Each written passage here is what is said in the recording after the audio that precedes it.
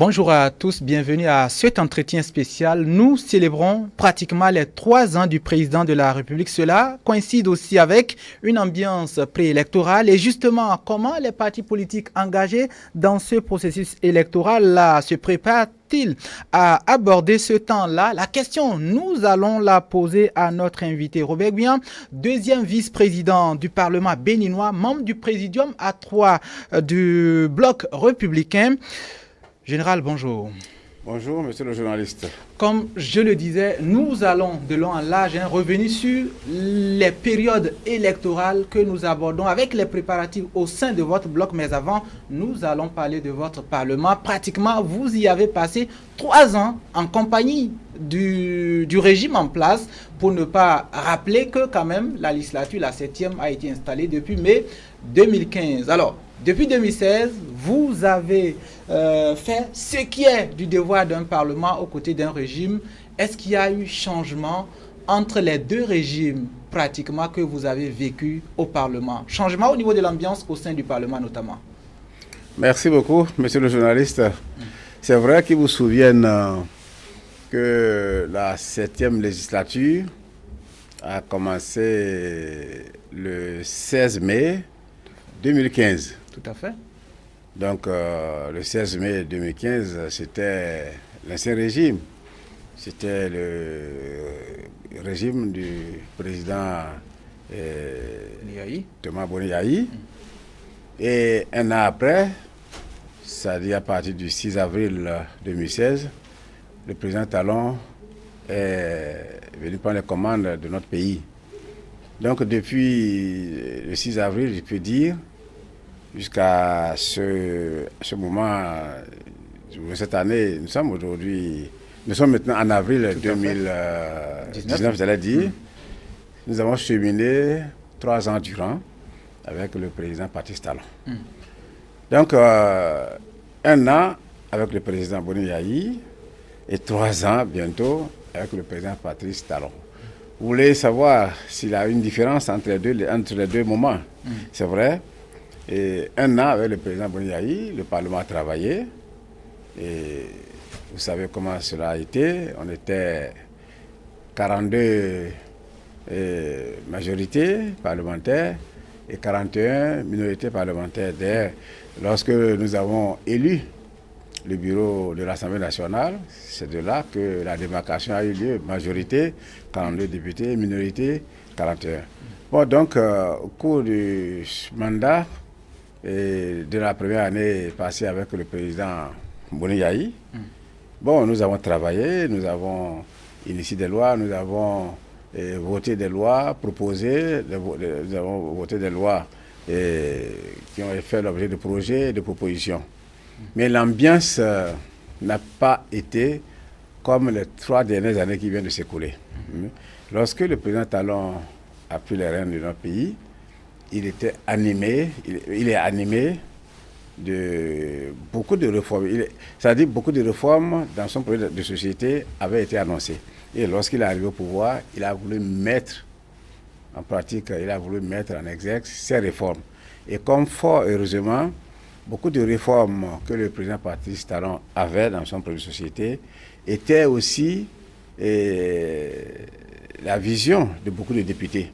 C'est pour cela que, c'est vrai, le président Patrice Talon a envoyé des projets de loi à l'Assemblée nationale, mais beaucoup de députés de la mouvance, de la majorité parlementaire, ont y fait beaucoup de propositions de loi. Et ce qui a fait que les 3 dernières années qu'on vient de passer avec le président Patrice Talon ont été vraiment une période de moisson à l'Assemblée nationale. Je peux dire, au total, la 7e législature a battu le record des lois votées dans ce pays-là. On a dépassé, je dirais même, 150 lois et beaucoup de ratifications. Et donc, la législature, sous Patrice Talon, a fait beaucoup de merveilles, a battu le record. Voilà, on va donc pratiquement ranger ce dossier de Parlement et on va dire des 3 ans que le Parlement a passé avec le régime de la rupture et revenir à nos réalités. Nos réalités, c'est pratiquement les campagnes avec ce jeudi la Sénat qui passe à une autre étape, on va dire, de sa gestion du processus électoral dans les états-majors des deux partis politiques engagés. Si on passe par votre parti, on peut savoir comment les choses se passent. Où en êtes-vous? Est-ce que, par hasard, le débat sur le consensus n'a pas freiné vos préparatifs? Est-ce que vous êtes en phase avec la Sénat? Bon, si vous voulez qu'on parle rapidement en même temps des préparatifs, tout à on va fait. peut-être revenir au consensus, à la recherche du consensus qui a échoué. Oui, le consensus est pratiquement arrangé. Parlons préparatifs. Et les préparatifs, vous voyez, nous, à aucun moment, au sein de notre parti, le Bloc républicain, on n'a pas baissé les bras, on n'a jamais baissé les bras, parce qu'on se dit, la date du 28 avril annoncée par la Sénat était une date qui respecte la constitution béninoise. Donc, à aucun moment, même lorsque nous étions dans les tractations de la recherche de consensus, on sait que, au final, nous irons aux élections le 28 avril 2019. Donc, à aucun moment, on a baissé les bras. On a fait comme si rien n'est arrêté. D'ailleurs, le processus électoral n'était pas arrêté. C'est la recherche de consensus qui se poursuivait. Donc, nous sommes prêts pour aborder ces élections à bonne date. Et dès le jeudi, je crois que c'est le 4 avril, tout à fait. La Sénat a convoqué les différents partis, les deux partis, pour faire le tirage au sort pour l'impression des bulletins. Donc, ça veut dire que les préparatifs vont bon train et que les élections s'annoncent très très bien. Alors, avec quel état d'âme, notamment, vous, au niveau du Bloc républicain, on va dire, vous armez? Comment est-ce que vous regardez le challenger en face, qui est traité par certains comme étant un ami, et donc on s'achemine vers un match amical? Quel état d'âme au niveau de l'état-major que vous présidez, notamment vous co-présidez, d'ailleurs avec Abimbola et Abdoulaye Biotchani? Oui, merci beaucoup, c'est vrai. Et nous sommes les deux challengers, le Bloc républicain et l'Union progressiste. Nous sommes les deux partis qui ont réussi à franchir l'étape du ministère de l'Intérieur et de la Sénat. C'est les deux partis qui ont pu se conformer aux tests en vigueur et qui sont proclamés pour aller à la compétition. Vous voyez, bon, d'aucuns disent marche amicale. Bon, un match, c'est vrai, n'est jamais amical sur le terrain. Parce que chacun veut marquer le but. Tout à fait. Chacun veut gagner. Bon, même si vous savez que vous êtes frères, vous êtes des amis, bon, sur le terrain, vous oubliez d'abord ça et vous voulez bomber les muscles pour être le meilleur. Donc sur le terrain, nous allons nous rencontrer. On ne va pas, nous n'allons pas nous cogner comme si on était des ennemis, non. Mais à un moment donné, on va se cogner en tant qu'adversaire, quitte après à nous embrasser. Donc le match va être quand même serré. Nous allons tous à la conquête du pouvoir, nous allons tous à la conquête du député. Chacun veut avoir le maximum de députés pour être le meilleur parti du Bénin, pour être le meilleur parti du Bénin. Donc à ce titre, je crois que nous allons à cette compétition avec l'idée de gagner, avec l'idée d'être le meilleur. Dans ces conditions, comprenez que le match peut ne pas à un moment donné être amical pendant quelques moments, mais c'est après le match, après les résultats que peut-être l'amitié et la fraternité peuvent revenir. Justement, concernant cet aspect-là, justement, de l'amitié, pour ne pas dire de l'appartenance aussi au chef de l'État. Parfois, effectivement, il y a dans le discours de ceux qui apprécient les choses, il est loisible, il est facile d'entendre que vous êtes la chose, en tant que parti politique, la chose du chef de l'État. À ça, qu'est-ce que vous répondez? Est-ce qu'il y a une certaine indépendance, une certaine autonomie au sein de ces partis-là vis-à-vis du chef de l'État? Ah voilà, merci beaucoup. Je vais profiter de cette occasion pour faire une clarification. Vous voyez, le chef de l'État n'a pas de parti. Le chef de l'État, dans sa volonté de la réforme du système partisan, a souhaité de grands ensembles, a souhaité de grands partis politiques pour le Bénin. C'est son rêve. Il nous a encouragés. C'est dans ce cadre que le Bloc républicain et le progressiste ont été créés. Ce n'est pas des partis du chef de l'État. Je l'ai martelé plusieurs fois. Il y en a qui se plaisent à dire partis privés du chef de l'État. Ils savent bien que ce n'est pas les partis privés du chef de l'État. Et quand je parle du cas du Bloc républicain, que je connais bien, et puis c'est mon parti, vous voyez, près de 70 partis, anciens partis, et plus de 100 associations et mouvements politiques se sont retrouvés pour créer un seul parti, le Bloc républicain. Alors, dans ces conditions, est-ce que quelqu'un peut dire que ce parti appartient à X ou à Y ou à Z? Non. Le président Patrice Talon, dans sa volonté de la réforme du système partisan, nous a encouragé tout le monde, toute la classe politique béninoise, à se regrouper. C'est dans ce cas que le Bloc républicain s'est retrouvé avec plus de 150 partis, mouvements politiques. L'Union progressiste, la même chose. Mais quand on parle des autres partis, ils ont refusé de se regrouper. Quand les gens parlent du Bloc républicain, de l'Union progressiste, ils voient un seul parti, mais au sein de ces partis, ils n'ont qu'à voir plusieurs partis comme leur parti. Comme leur parti, fois 100, fois 150, c'est ça qui se regroupe pour le Bloc républicain. Ce n'est pas des partis isolés. Nous sommes un regroupement de plusieurs partis. Et ces partis regroupés aujourd'hui n'appartiennent pas à une personne, appartiennent à tout l'ensemble. C'est là la nuance. Alors les gens se plaisent à dire, parti privé du chef de l'État, non. Le chef de l'État n'a pas de parti. D'ailleurs, je vais vous faire une confidence. Le Bloc républicain, que je connais bien, qui est mon parti, a été constitué pour aller à la conquête du pouvoir. Nous allons conquérir le pouvoir et l'exercer. En 2021, notre parti, le Bloc républicain, aura un candidat. On ne sait pas lequel pour le moment. Et je profite pour vous dire que le président Patrice Talon n'est pas membre de notre parti. Il n'est pas membre aussi de l'Union progressiste. Est-ce qu'il y a des chances ou est-ce qu'il y a des possibilités qu'on voit, par exemple, le Bloc républicain opposé, avoir son candidat, bien évidemment, opposé au président Patrice Talon, au cas où il avisait revenir notamment? Oui, c'est possible. Parce que, contrairement à ce que les gens croient, notre parti, le Bloc républicain, est un parti qui va à la conquête du pouvoir, qui ira à la conquête du pouvoir. S'il se fait que, dans cette volonté que le président Patrice Talon est d'un côté et qu'on n'a pas la même vision, mais on va se croiser, ça c'est sûr. Mais si par bonheur, par hasard, il adhérait à notre parti, il n'est pas membre du parti. Notre parti est ouvert à tout le monde. S'il dit, bon, dans un an, vos idéaux me plaisent, je sais pas vos idéaux, je vais venir dans votre parti. Bon, si c'est lui qui est dans notre parti, ou bien qui partage nos idéaux, pourquoi pas? On peut aller ensemble avec lui. Je ne dis pas ça par démagogie, c'est vrai.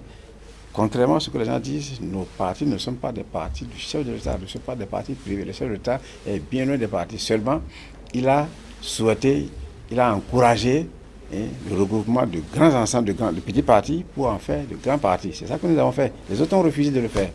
Les autres partis ont refusé. Mais nous, on a voulu, on l'a fait. Et c'est pour cela qu'aujourd'hui, nous sommes forts, nous sommes regroupés, nous sommes bien structurés. Alors, avant sans doute de revenir sur le consensus, vous avez voulu l'aborder. Nous l'avons d'abord rangé, on va y revenir. Mais vous avez eu la chance de participer aux compétitions, pour ne pas dire aux joutes électorales, en ayant un parti moins étendu que ce qu'est aujourd'hui le Bloc républicain. Vous avez donc fait l'expérience du moment où tout le monde était dispersé, seul dans son coin. Et aujourd'hui, une autre expérience, l'expérience du regroupement. Est-ce que vous sentez une différence? Est-ce qu'il y a un avantage à être dans un grand ensemble, comme c'est le cas aujourd'hui? Oui, il y a plusieurs avantages. D'abord, pourquoi la réforme du système partisan? Pourquoi ce vœu très cher au chef de l'État a été respecté par certaines classes politiques? Plusieurs intérêts, plusieurs avantages, j'allais dire. Un, le regroupement des grands partis est une chance pour l'unité nationale. Vous voyez, il y avait des partis de village, de quartiers de ville. On appelait même ça, d'autres les appelaient les clubs électoraux. À la fin des élections, vous voyez, les partis se créent, les mouvements se créent, des alliances, et aussitôt après les élections, ces alliances se disloquent. Le fait quand je prends toujours l'exemple du bloc républicain. Le bloc républicain a des représentants dans tout le Bénin, dans toutes les communes, dans tous les arrondissements. Vous quittez Malamine jusqu'à aller à Cotonou en passant par Abomey, Lokossa ou Kétou, Pobert, Porto-Nouveau, c'est un parti qui est représenté. Et réellement représenté. Vous allez voir, lorsque nous avons fini les élections législatives, c'est un parti qui aura des députés dans tout le Bénin. Avant, on a des partis qui étaient élus uniquement dans leur circonscription électorale ou bien même dans leur commune. Le parti a un député qui est issu seulement de sa commune, pas plus. Mais ce n'est pas quelque chose qui est de nature à encourager l'unité nationale, à encourager la cohésion.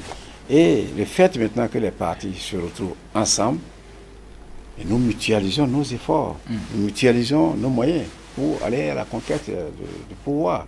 Donc voilà, c'est des avantages vraiment qu'on ne peut pas renier, des avantages qui sont là, qui sont palpables, de réalité. On sait que le bloc républicain, d'ailleurs, comme la liste Challenger, l'Union progressiste est déjà sur le terrain. Dites-nous justement, ces temps difficiles donc de compréhension, comment est-ce que vous les abordez avec la population? Quel discours? Comment leur expliquez vous ce qui se passe et ce qui doit être fait vis-à-vis des tests? Ah, bon, déjà, le vin est tiré, il faut le boire. C'est deux partis, le bloc républicain et le progressiste, qui vont aux compétitions. Ces deux partis ont rempli les conditions et les tests, ont rempli les conditions constitutionnelles pour aller aux élections. C'est vrai, c'est dommage que nous soyons deux, on aurait souhaité être 10 ou 20, pourquoi pas.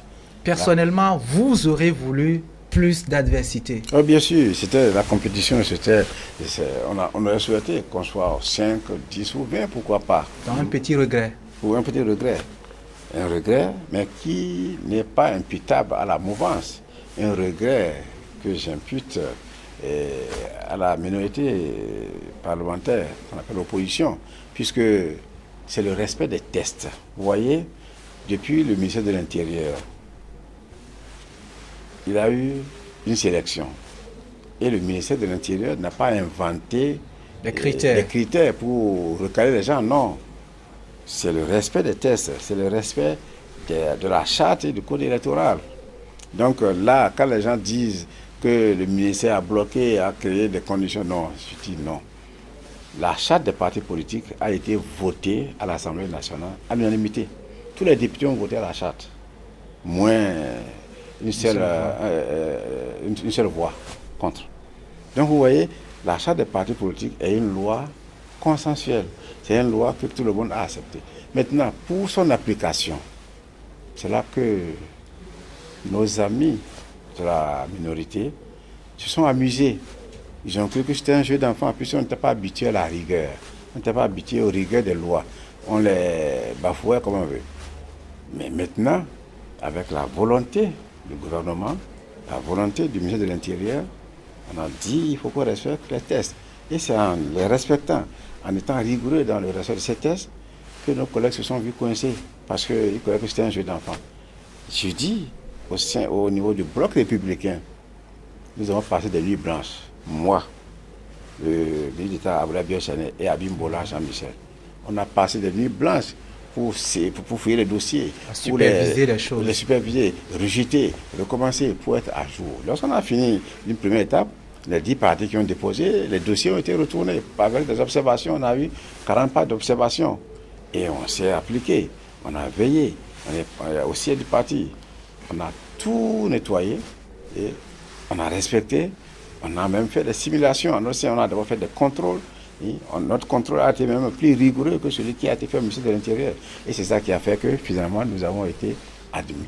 Mais les autres sont restés tout le temps à faire des meetings, et à faire de la polémique, et à insulter, à critiquer, à dire que c'est une loi liberticide, c'est une loi qu'on ne peut pas appliquer. Au lieu de s'appliquer, au lieu de se mettre à respecter cette loi, ils ont essayé de la contourner et finalement ils ont été pris à leur propre piège. C'est ça qui s'est passé au niveau du ministère de l'Intérieur. La même chose à la Sénat. La Sénat avait ses critères. Et la Sénat a travaillé, ce n'est pas la Sénat le professeur Tiando Emmanuel, qu'on manipule. Non, ça je vous le dis, je le connais bien. On est promotionnaire, on se connaît depuis l'enfance. Tiando, c'est quelqu'un qui aime la rigueur, qui aime les tests. Donc, vous voyez, ces deux partis, Bloc républicain et nos progressistes, ont fait un bon travail et ont eu de bons résultats. Donc aujourd'hui, que la minorité ne soit pas autorisée, elle n'a qu'à s'en prendre à elle-même. Lorsqu'on cherchait le consensus, vous voyez, mais lorsque vous êtes en position de faiblesse et que vous allez pour qu'on puisse vous repêcher, c'est comme dans un fleuve ou dans une piscine, quelqu'un est en train de se noyer. Mais vous voulez le sauver. Mais vous qui êtes dehors, c'est vous qui avez la force pour le sauver. Tout à fait. Mais celui qui est dans l'eau en train de se débattre, hein, vous prenez sa main, il la retire, mais ça veut dire qu'il ne veut pas être sauvé. C'est ça qui s'est passé. Hein. Pour la recherche de consensus, on a tout fait. Mais au dernier moment, on a compris que nos amis de la minorité ne voulaient pas aller aux élections. Ils ne voulaient pas de la réforme. Ils voulaient mettre le gouvernement en difficulté. Ils voulaient créer un vide juridique, un vide institutionnel. Et c'est ça que nous avons compris très tôt. On a pris nos responsabilités. Dès le vendredi soir, on a pris nos responsabilités par une déclaration. Et le lundi, à la clôture, on a constaté que le consensus n'a pas pu aboutir. Pas de la faute de la Bouvas, hein, mais je dis c'est de la faute de la minorité. Vous qui êtes demandeur, c'est vous qui êtes exigeant. C'est vous qui nous imposez ce qu'on doit faire. Nous, on est prêts. On dit voilà. On a bien trouvé un consensus pas à travers un comité paritaire qui était très bien. Mais à notre grande surprise, le consensus a été mis de côté. On nous envoie des tests qu'on ne peut jamais accepter. On pose des conditions impossibles. Il faut abroger, il faut dissoudre l'Assemblée nationale. Il faut, dissoudre la Sénat, emprisonner les membres de la Sénat. Il faut faire démissionner les ministres. Il faut brûler, attaquer le CNT. Beaucoup de conditions impossibles. C'est là qu'on a compris que nos collègues ne sont pas sérieux. On a compris qu'ils ne sont pas là pour aller aux élections.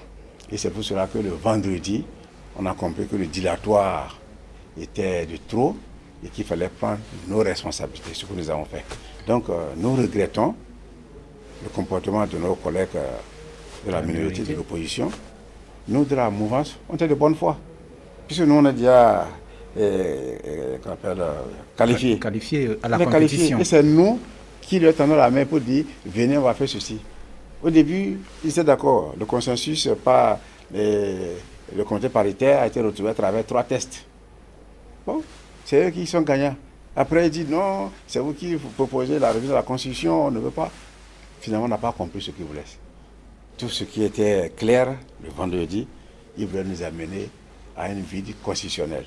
Plus nous avançons vers la date fatidique de 28 avril, et moins les possibilités d'organiser les élections se faisaient sentir.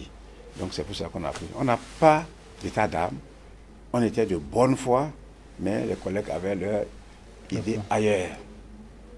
Vous voyez, vous dansez, on met une musique que tout le monde danse, et on constate qu'eux avaient leur musique dans leur casque qui n'était pas la musique qu'on jouait. C'était exactement la même chose. Est-ce que ce discours-là, justement, vous êtes dans votre fief et au-delà, parce que vous êtes pratiquement, on va dire, dans le présidium du Bloc républicain, ce discours-là ou ces explications-là sont accessibles à la population? Est-ce que les gens comprennent ça à la base? Oui, on a commencé déjà. Vous voyez, ça vient de se passer, on n'est pas encore, bientôt nous allons rejoindre chacun nos circonscriptions électorales pour aller mieux expliquer.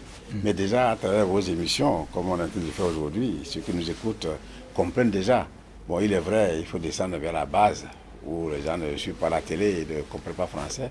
Nous avons commencé, nous allons poursuivre les explications pour montrer que si c'est 2 partis qui s'en vont, c'est 2 partis qui ont voulu aller. C'est 2 partis qui ont respecté les tests. Ceux-là qui ne sont pas dedans n'ont pas pu respecter les tests. Donc ce n'est pas une manière de vouloir tordre le cou à la démocratie. Bien au contraire, c'est nos collègues de la minorité qui veulent tordre le cou au test. Vous voyez, même dans la négociation, il y en a qui disent il faut abroger toutes les lois qu'on a votées, la charte et le code électoral. Vous travaillez, vous cherchez le consensus qui est possible. Au même moment où on dit l'outil du travail, il faut le faire partir. Alors vous comprenez que même les populations, j'ai eu des retours, hein, les populations même dans le Bénin profond ont compris le jeu de la mouvance, de la minorité par rapport à la volonté de la mouvance d'aller vers le consensus. Beaucoup de gens l'ont compris. Dès les populations comprennent que ce n'est pas une manipulation de quelqu'un, non. Nous avons la volonté d'aller à ces élections nombreux. Mais malheureusement, nos amis n'ont pas voulu parce que les réformes en cours les dérangent. Ils veulent qu'on en finisse. C'est tout le problème. Maintenant, nous allons revenir quand même, vous l'avez un peu ébruité, les blocs, les gérer, la vie au sein des blocs, c'est plus compliqué que quand vous étiez, on va dire, des moyens partis et même des petits partis. Qu'est-ce qui a changé dans la gestion? Ce qui a changé, c'est que ce n'est plus une minorité qui s'assied pour décider. Maintenant, le parti, vous voyez, le Parti Bloc républicain est coiffé par le présidium. Nous sommes trois, Bien, Abimbola et ABT, Abdoulaye Biachane. Et le parti est structuré en bureau politique. Nous avons 59 membres du bureau politique, plus 17 membres qui composent le bureau exécutif national. Vous voyez? Donc, tout ce que nous faisons au sein du parti est décidé par le bureau politique. Avant, vous allez voir le chef du parti seul qui décide. Le chef du parti se comportait comme... c'est le propriétaire. Comme le propriétaire. C'est une entreprise. Le PDG décide et c'est terminé. Maintenant, ce n'est plus ça. Donc, le changement que vous demandez, c'est que le Bloc républicain sera dirigé par une équipe composée de 59 membres du bureau politique qui se réunissent pour statuer sur la vie du parti. Donc c'est plus un individu, c'est très important. Maintenant, il est à se demander quand même la place des jeunes dans tout ça, la place des jeunes dans vos ambitions futures et même dans votre gestion des réalités politiques actuelles. Au niveau des Républicains, comment ça se fait avec les jeunes? Merci beaucoup. Merci de me donner l'opportunité de parler des jeunes et je parlerai même aussi des femmes. Et on allait en venir. Ah bon, donc je suis pressé alors. Le Bloc républicain, le parti Bloc républicain est le parti des jeunes. Vous allez voir, quand on fait les statistiques, c'est le parti, à la date d'aujourd'hui, qui a plus de jeunes, même dans le positionnement pour les législatives à venir. C'est le parti qui a plus de femmes dans le positionnement pour les législatives à venir. Bon, je n'ai pas les chiffres ici, sinon bon, j'ai été surpris, je vais pour les communiquer. On a des femmes qui sont, il y en a où elles sont tête de liste. On a des femmes qui sont en bonne position, en position d'éligibilité. On a des jeunes qui sont dans le positionnement, on a des jeunes qui sont en position d'éligibilité. Donc on a tenu compte de tout ça. Donc le Bloc républicain est un parti qui fait la part belle à la jeunesse et à la femme. Donc vous allez voir, à travers les résultats qu'on va obtenir, que les jeunes seront bien lotis, les femmes aussi seront bien loties. Même dans ces statuts, et lorsqu'on parle de la base, depuis la base, puisque le parti Bloc républicain commence depuis la base, depuis les arrondissements qu'on appelle, depuis le village. Et les bureaux qu'on va constituer au niveau même des villages, en remontant par les arrondissements, la commune et la préfecture. Mais 30% des membres du bureau sont des jeunes. 30% sont des femmes. Déjà, vous voyez, depuis la base, nous avons 30% consacrés aux jeunes. Oui, 30% des membres du bureau, depuis le village, en remontant jusqu'à l'arrondissement et commune et préfecture, on a dit il faut qu'on commence depuis le village là, par 30% de jeunes, 30% de femmes, et le reste, bon, pour tout le monde. Donc, vous voyez, c'est un parti qui a pensé à la jeunesse, c'est un parti qui a pensé à la représentation de la femme. Donc, c'est un parti vraiment qui est structuré et qui tient compte de la jeunesse, qui tient compte des jeunes, qui tient compte de la représentation des femmes au sein de nos institutions. Voilà, il y a aussi, pour ceux qui s'intéressent à ces choses-là, observateurs ou même qui sont des acteurs politiques, que les gens se demandent comment effectivement on accède au parti ou comment on y a promotion. Désormais, comment se présentent les choses au sein du bloc républicain. Avant, on sait que quand vous avez l'argent, ou quand vous êtes ne serait-ce que visible, Oui. vous êtes tout de suite voilà, chef de parti. Comment on est leader au sein où on devient leader au sein du bloc républicain? Voilà, je disais que au sein du bloc républicain, il n'y a pas de leader. Je vous ai dit, le parti vient d'être créé. Tout à fait. La structuration est en cours. Et le parti vient de naître, j'allais dire. Tout à fait. Donc, il commence son expérience. Et actuellement, nous avons des instances qui vont être renouvelées au premier congrès en décembre. Vous voyez, décembre prochain. Oui, ça c'est un parti démocratique. Tout ce que nous allons faire depuis la base jusqu'au sommet se fera sur la base des élections. Tout à fait. Donc, un leader ne va pas s'imposer s'il n'est pas élu depuis sa base. Donc, c'est un parti qui n'a pas de leader. C'est un parti démocratique. C'est un parti où les leaders seront proposés et élus par la base. Et pour adhérer au parti bloc républicain, il n'y a pas de problème, il n'y a pas 36 000 solutions. Donc, il suffit tout simplement d'aller faire les formalités. Dans les villages, on a des registres pour les adhésions. Vous allez demain vous dire, bon, vous voulez être membre du bloc républicain, vous inscrivez et d'ici là, vous avez votre carte et c'est terminé. Et vous devenez membre du parti.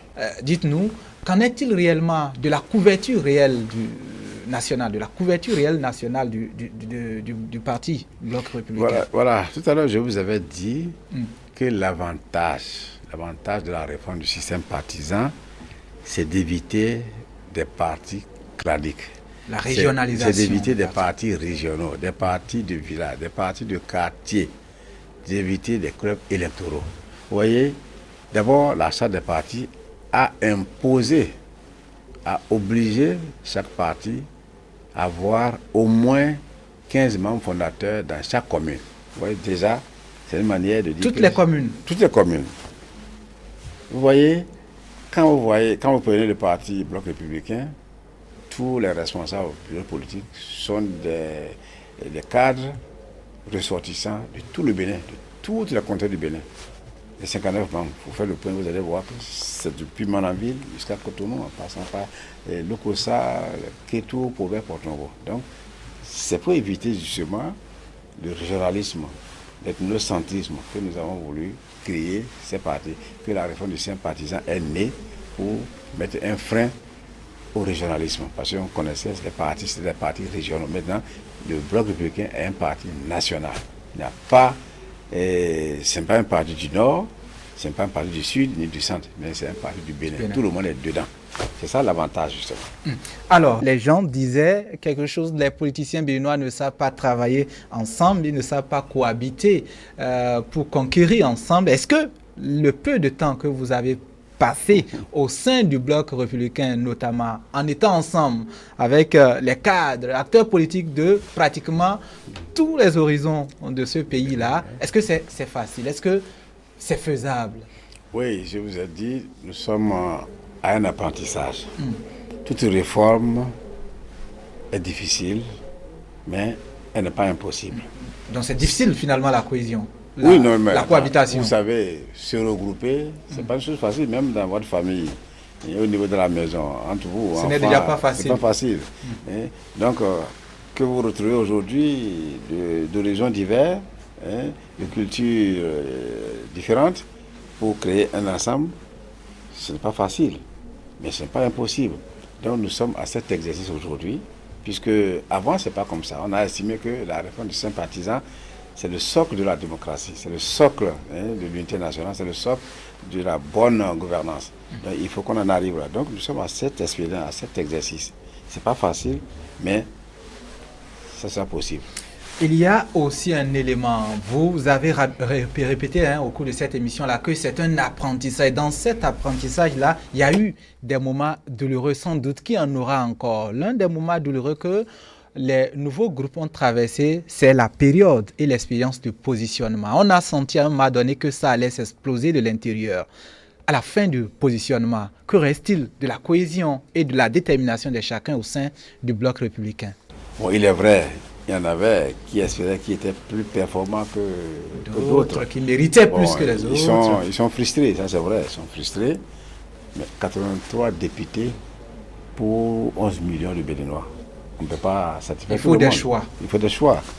Donc, il y a des choix douloureux qu'on a à faire. Ceux qui n'ont pas pu être positionnés, bon, il y en a qui ont pris le mal en patience, qui ont compris. Bon, par contre, il y en a qui sont frustrés jusqu'aujourd'hui, mais ils sont en train de comprendre. On ne peut pas faire les omelettes, comme on le dit, sans casser les œufs. Donc c'est un apprentissage, comme je le dis, je le répète. Et avec le temps, nous allons comprendre que c'était la seule voie pour que notre démocratie puisse avancer. La seule voie. Aller en quiconque, ce n'est pas ça qui compte. Maintenant, nous allons laisser, chacun va laisser son ego pour dire que c'est le regroupement qui compte, c'est le parti qui compte. Et je crois que c'est ça qui est en train de s'opérer. Il y aura certainement des bébés galeuses, il y aura des gens qui vont quitter parce qu'ils n'ont pas mis dans l'idéologie du parti l'intérêt général, ils ont mis leur intérêt personnel. C'est sûr, dans toute entreprise, dans toute société, il y aura des cas comme ça. Il y a des choses qui sont mises en place pour récupérer ces cas-là.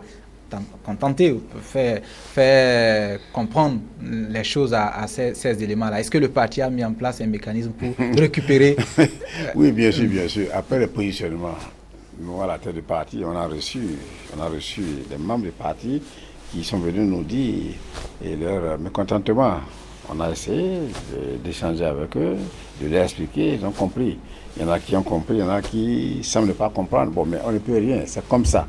C'est comme ça dans toute entreprise, il y aura toujours des mécontents. Mais l'essentiel, c'est que le nombre de mécontents soit le plus infime possible, c'est tout. Le maximum de ceux-là qui s'attendaient à un positionnement, qui n'ont pas été positionnés, beaucoup ont compris que c'est vrai, c'est la loi du parti. Il faut accepter, il faut se sacrifier pour que le parti puisse vivre. Parce qu'à travers le parti, il ne faut pas se voir, il faut voir l'ensemble. Il faut voir le développement du Bénin, il faut voir la démocratie qui doit faire des avancées à travers ces grands regroupements. Donc je crois que beaucoup de membres ont compris. Alors, il nous reste une dizaine de minutes, honorable, on va revenir sur ces temps-là qui sont des temps sensibles. C'est vrai que vous avez un discours, c'est vrai que vous avez des explications à donner, mais nous avons des éléments sur lesquels on va revenir, des discours pratiquement d'incitation, on va dire, à la rébellion, à la révolte, parfois venant de vos collègues. Ces éléments-là, comment est-ce que vous les traitez, comment vous préparez notamment à éteindre leurs effets? Ah oui, merci, c'est vrai, vous avez dit qu'il y a des discours belliqueux, des discours à l'incitation et à la révolte, pas tenus par nos collègues de la minorité, par nos collègues de l'opposition. Oui, vous voyez, bon, je comprends leur état d'âme, je comprends leur amertume, parce qu'ils espéraient aller, ils se sont rendus compte que ce n'est pas possible. Ceux qui n'ont pas pu se maîtriser, se sont vite lancés à parler que le pays sera à feu ou à sang. Ils se sont mis à dire que sans eux, il n'y aura pas d'élection. Non, on leur a dit la violence, ce n'est pas de ça qu'on a besoin. Tout le monde a le monopole de la violence. Mais nous, de la mouvance, nous de la majorité, on ne souhaite pas la violence. Et on n'en arrivera pas à la violence. Je crois qu'ils l'ont dit tout simplement du bout des lèvres. Parce que ceux-là qui parlent de guerre, ils ne savent pas ce que c'est que la guerre. Ils ne savent pas les implications de la guerre. Ça commence, mais on ne sait pas comment ça se termine. Les pays qui sont en guerre, allez-y voir. Je ne souhaite même pas mon pays. Je ne souhaite même pas. Et je sais que le Tout-Puissant va nous épargner de tout ça là. La guerre, l'incitation à la violence, ce n'est pas quelque chose qui va régler les problèmes. Si aujourd'hui on dit qu'ils ne sont pas candidats pour aller aux élections législatives, mais d'ici 4 ans, ils seront candidats. La retourne, ça peut être leur tour, ils peuvent gagner après 4 ans. Et pourquoi penser qu'il faut brûler le pays parce qu'on n'a pas gagné les élections. Non. Il faut que force reste à la loi. Et comme je le disais, je l'ai toujours dit, force restera à la loi. On n'a taquiné personne. Plutôt, c'est eux qui veulent taquiner.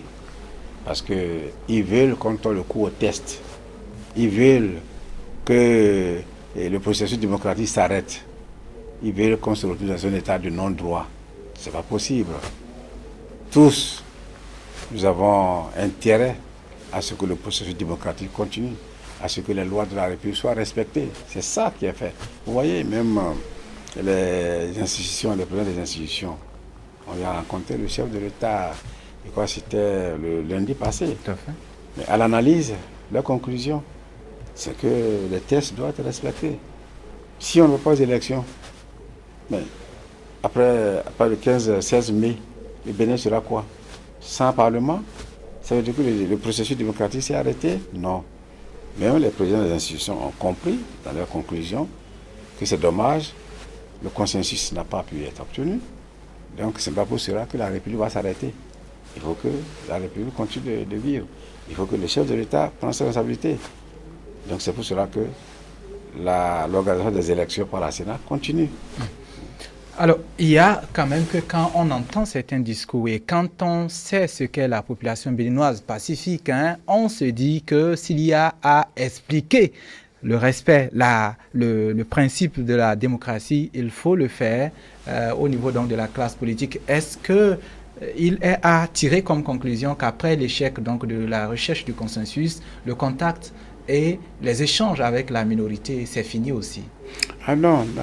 Vous voyez, à l'Assemblée, c'est vrai, nous sommes minorité, majorité, mais ça ne veut pas dire que nous sommes des ennemis. On est des adversaires à un moment donné. Mais regardez, quand vous suivez la télé, lorsqu'on finit cette diatribe au niveau du Parlement, il y a des accolades. Et vous voyez, on s'embrasse, on se retrouve, on se tapote les épaules. Et on sait que, bon, c'est la politique, on sait que c'est les débats d'idées, mais au-delà de tout ça, on est après tout des amis, on est tous des parents, on est des frères. Et entre députés, il y a des députés qui sont d'une même famille, peut-être qu'ils ont des convictions différentes par rapport à leur idéologie politique. Donc, le discours, du moins les négociations qu'on appelle les échanges avec nos collègues de la minorité, non, ça n'a pas cessé. On va toujours collaborer, on va toujours échanger. Et on s'explique, on se comprend. Donc ce n'est pas la fin du monde.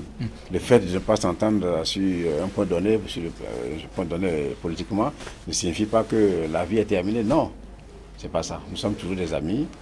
On mange ensemble, on s'invite, on fait tout ensemble, après le Parlement, après l'hémicycle. Donc nous sommes toujours là, ouverts, les débats continuent, et même hors caméra, hors hémicycle, on continue toujours par échanger. Peut-être aussi que c'est cela qu'il faudra expliquer aux populations, leur dire que les discours et parfois les oppositions franches au Parlement ne sont que fruits de la politique, mais la réalité, il faut que l'État reste debout. J'espère que c'est bien cela qu'il faut expliquer. Oui, bien sûr. Voilà, je vous ai dit que bientôt, nous allons sur le terrain, bon, sous le couvert de la pré-campagne. Tout à fait. Parce que la pré-campagne est prévue. Tout à fait. Nous irons pour d'abord expliquer comment ça s'est passé, pourquoi ces deux partis qui s'en vont, que c'est les deux partis qui ont pu se conformer aux lois de la République. C'est pour ça qu'ils sont partis. Les autres qui n'ont pas pu aller, ils n'ont pas pu se conformer aux lois de la République. Donc on va expliquer ça aux populations. Donc ce n'est pas une exclusion volontaire. Non. C'est en tout cas l'inapplication des lois, du moins par ceux qui n'ont pas pu aller, ils n'ont pas voulu respecter les lois. C'est ça qui a fait que la loi les a frappés. Si tu tournes le dos à la loi, tu tords le cou à la loi, si elle se retourne, elle te casse aussi. C'est ça qui s'est passé là. Ce n'est pas une affaire de méchanceté, ce n'est pas une affaire d'une volonté du gouvernement. Non, d'ailleurs le président Patrice Talon, il ne sait pas ce qui s'est passé à l'Assemblée, il ne sait pas ce qui s'est passé. Et c'est pour cela qu'il a voulu corriger le tir. Mais il s'est rendu compte que les députés n'ont pas pu s'entendre, se comprendre. Et c'est ça qui l'a amené à convoquer la classe politique pour prendre une décision. Et ils se sont tous compris, ils ont pris la décision de laisser continuer le système démocratique. Sinon, la République va s'arrêter. Mais comme ce n'est pas le cas, voilà, deux partis qui ont rempli les conditions, sont en train de partir à la compétition législative. Et ce n'est pas des partis du chef de l'État. Je m'attelle encore. Ce n'est pas des partis du chef de l'État. Le chef de l'État a voulu que nous ayons de grands rassemblements, de grands blocs. Et c'est ça que nous avons fait. C'est parce que nous avons respecté la volonté du chef de l'État, et à travers même sa vision politique, à travers qu'on appelle, disons, sa volonté de voir la classe politique être unie et pour aller à la conquête du pouvoir. C'est ça qui a fait que nous avons été peut-être gagnants. Mais ce n'est pas parce que le chef de l'État nous a fait une faveur particulière. Le chef de l'État n'a pas fait de faveur à quelqu'un. Il a laissé le juge politique se faire derrière le chef de l'État. À l'Assemblée, ce n'est pas lui qui est là-bas. À la Sénat, ce n'est pas lui qui est là-bas. Au ministère de l'Intérieur, pour l'application des lois. Mais c'est les cadres du ministère de l'Intérieur. Même le ministre de l'Intérieur, ce n'est pas lui qui vérifie. C'est les cadres. Et ces cadres qui sont au ministère de l'Intérieur sont issus de différents partis. À l'Assemblée ministérielle, vous allez voir les cadres du PRD, les cadres du Bloc républicain, les cadres de l'USR, ils sont tous au ministère de l'Intérieur. Donc c'est un travail technique qui a été fait. Donc ce n'est pas une volonté quelconque de marginaliser ou bien de repousser certains candidats. Non, ce n'est pas le cas. Et nous allons expliquer tout ça là aux populations. D'ailleurs, beaucoup de populations, beaucoup ont compris. Ceux qui ont pu écouter les radios, ils ont compris ce qui s'est passé à l'Assemblée. Bon, on va aller encore pour apporter plus de précision, plus de clarification pour que notre pays aille aux élections dans la paix et la concorde. Cette campagne-là, personnellement, honorable, comparée aux dernières, comment est-ce que vous l'abordez cette fois-ci personnellement? Est-ce que vous sentez qu'elle sera un peu plus facile en termes de challenger vis-à-vis dans votre zone électorale notamment, ou c'est pareil comme tous les matchs? Non, bon, voilà, c'est une élection. Bon, d'accord, vous me direz qu'elle n'est pas comme les autres, puisqu'il n'y a pas beaucoup de concurrents, mais même vous allez à une rencontre, si vous êtes déjà deux, c'est difficile, puisque chacun va aller dire ce qu'il est, il va aller dire ce qu'il va faire. Donc, c'est comme si on allait à 10, hein, puisqu'il faut expliquer pourquoi nous voulons être députés de nos circonscriptions électorales. Quand on va gagner, qu'est-ce qu'on va faire? Parce qu'il faut quand même dire aux députés, à nos populations. Les convaincre. Il faut les convaincre. Et surtout leur dire, contrairement à ce que les gens croient, lorsque nous allons gagner les élections, lorsque nous serons à l'Assemblée, nous ne sommes pas là pour faire la volonté du chef de l'État, pour applaudir. Non, nous allons accepter ce qui est bon et rejeter ce qui est mauvais. Nous allons proposer ce que nous entendons qui soit bon pour l'État et ainsi de suite. Donc, le Parlement de 2019, la 8e, ne sera pas un Parlement de béni oui-oui. C'est un Parlement responsable qui va adopter les lois qui sont bonnes pour le pays, rejeter celles qui ne sont pas bonnes pour le pays, qui va contrôler l'action du gouvernement et qui va quand même faire avancer la République. Est-ce que dans le positionnement au niveau du bloc républicain notamment, il a été tenu compte de la recherche de cette qualité-là qui va améliorer notamment le débat au sein du Parlement, parce qu'à des moments donnés, la population semble constater un décalage entre ce qu'elle espère, cette population-là, et la nature du discours, notamment parlementaire. Non. Les députés qui sont positionnés sur les deux listes, que ce soit Bloc républicain et non progressiste, sont des députés valables. Quand vous prenez leur ensemble, c'est des députés qui vont mener des bons discours, qui vont mener des bons débats à l'Assemblée nationale. C'est des députés de qualité, des députés qui savent de quoi ils vont parler, contrairement à ce que les gens croient. La 8e législature, elle sera une bonne législature. Elle va même être meilleure que la 7e. Et contrairement à ce que les gens croient, ce ne sont pas des députés, entre parenthèses, pas des députés Gaudio. Moi, je ne suis pas un député Gaudio. Moi, je suis un député responsable. Donc la 8e va comprendre des députés responsables qui vont adopter des lois positives, je l'ai dit, des lois qui vont impacter le citoyen, des lois qui vont impacter le social, des lois qui seront de bonnes lois pour le développement de notre République du Bénin. Qu'est-ce qui vous le fait espérer? Est-ce à dire que c'est la qualité de leur militantisme ou leur qualité intellectuelle pour la plupart? Ou c'est quoi ces éléments-là qui vous font espérer une 8e législature, disons, meilleure en termes de qualité? D'accord.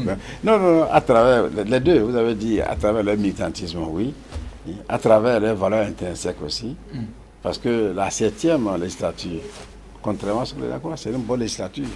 Tout ce que je vois là, il y a des députés qui savent de quoi ils parlent. Bon, il est vrai, on ne peut pas avoir à 100% ce qu'on veut. Il y a toujours quelques petites retouches à faire. Mais pour l'essentiel, ceux qui sont là seront de bons parlementaires qui vont influencer les débats, qui vont permettre de mettre de côté, si j'allais dire ainsi, ce qui est mauvais et de prendre ce qui est bon. Mais le gouvernement, lors de la 8e législature qui va s'annoncer, le gouvernement ne peut pas venir dire n'importe quoi. Le gouvernement ne peut pas nous envoyer n'importe quelle loi. Nous allons filtrer et c'est les bonnes lois. Les lois qui permettront réellement le développement de notre pays que nous allons adopter à cette 8e législature. Donc tout ce que je vois candidat d'un côté ou de l'autre, c'est des gens valables. Si dans ces temps-là troubles et délétères que nous passons, il vous était demandé de dire quelque chose notamment aux acteurs politiques pour que les choses aillent bien, qu'est-ce que le général dirait? Non, je vais me répéter toujours, la répétition pédagogique pour des temps difficiles. Oui, non. Et ce que je vais dire que la population béninoise suit de très près ce qui se passe. Les populations nous suivent. Et ces populations n'ont qu'à qu'on appelle discerner le bien et le mal. Ici, en dehors de certains qui ont des récriminations, qui ont, sous l'effet de l'émotion, de la colère, disent que c'est pas bien. Non, je veux que la population sache que ce qui se passe là, ce n'est pas une mauvaise politique. La réforme que le système partisan a amenée dans le pays, c'est une bonne chose. Si on ne s'en met pas, on ne retient pas cette réforme telle qu'elle est, plus tard, on va le regretter. Le développement que nous voulons dans le pays ne va pas s'amorcer. C'est ce que je voulais dire. C'est parce que c'est la votre question. Là. Oui, on peut effectivement revenir à autre chose. Notamment, vous avez dit population et vous les avez, ces populations-là, appelées au discernement. Dans cet effort de discerner, il y a une difficulté, c'est notamment la grandeur de l'intoxication. Au niveau du bloc républicain, quel effort, quel discours, quel mécanisme notamment pour sauver les sympathisants et même autres populations de l'intoxication? Oui, je voulais dire à la population, aux Béninois, de ne pas céder à l'intoxication. Parce que l'intoxication va très vite. On dit souvent, le mensonge prend l'ascenseur. Tout à fait. La vérité prend les escaliers. Je demande à la population béninoise de ne pas céder à l'intoxication. Actuellement, il y a trop d'intoxication et cette intoxication est facilitée par les réseaux sociaux. Parce que les réseaux sociaux, rapidement, ça fait le tour du monde. Donc, je veux dire aux populations béninoises, à la population béninoise, de savoir que la réforme du système partisan est salutaire. Et tôt ou tard, c'est à travers cette réforme que le Bénin pourra se développer, que la démocratie va progresser. Sinon, si on reste là, c'est vrai, la Constitution parlait du multipartisme intégral. Mais c'est là qu'il y a un problème. Les gens se lèvent un matin et créent un parti. On est à plus de 250 partis politiques dans ce pays. Ça ne peut pas prospérer, ça ne peut pas faire avancer le pays. Donc c'est pour cela que je dis, c'est la réforme du système partisan votée à l'Assemblée nationale qui a entraîné ceci. Et positivement, je l'ai dit. Donc il ne faut pas que les gens pensent que c'est une exclusion. Non. La loi qu'on a votée, l'achat des partis politiques, elle n'est pas insurmontable. Il suffit de vouloir la respecter et tout est parfait. Étant deuxième vice-président de l'Assemblée nationale, aussi membre du présidium très serré du bloc républicain, présidium à 3, vous avez rappelé les membres, Abimbola, Tchané et vous, Bio Tchané et vous. Bien, est-ce que vous avez connaissance de l'état d'âme du chef de l'État après l'échec de cette mission-là qu'il vous a confiée, la classe politique? Il doit être meurtri. On a vu les consultations qu'il a répétées, les efforts qu'il a répétés. Il doit être déçu. Est-ce que vous avez vent de son état d'âme? Oui, c'est vrai. Le chef de l'État, dans cette situation, est le plus malheureux. Il est le plus malheureux parce que vous avez vu le 6 mars, lorsqu'il a demandé à rencontrer la classe politique, la mouvance et la minorité, mais il a dit qu'il est malheureux, qu'il est malade, parce que deux partis vont seulement. Il aurait voulu que ce soit tout le monde. Mais à l'impossible, nous l'avons tenu. Il s'est rendu compte que à l'Assemblée, le consensus n'est pas obtenu. Donc, il faut quand même continuer le processus.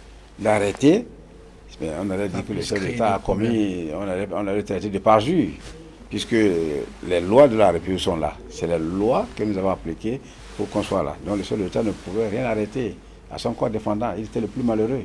Il aurait souhaité que 10 partis aillent aux élections. Mais malheureusement, c'est 2 qui sont partis. Et les 2 qui sont partis, ça répond aux normes, ça répond à l'état de droit, ça répond à la Constitution.